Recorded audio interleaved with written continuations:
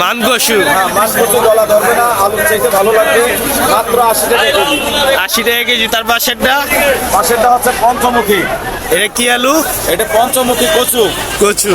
আপনার টাঙ্গাইল জন্ম হয়, অনেক ভালো জিনিস, খাইলে আইসেন।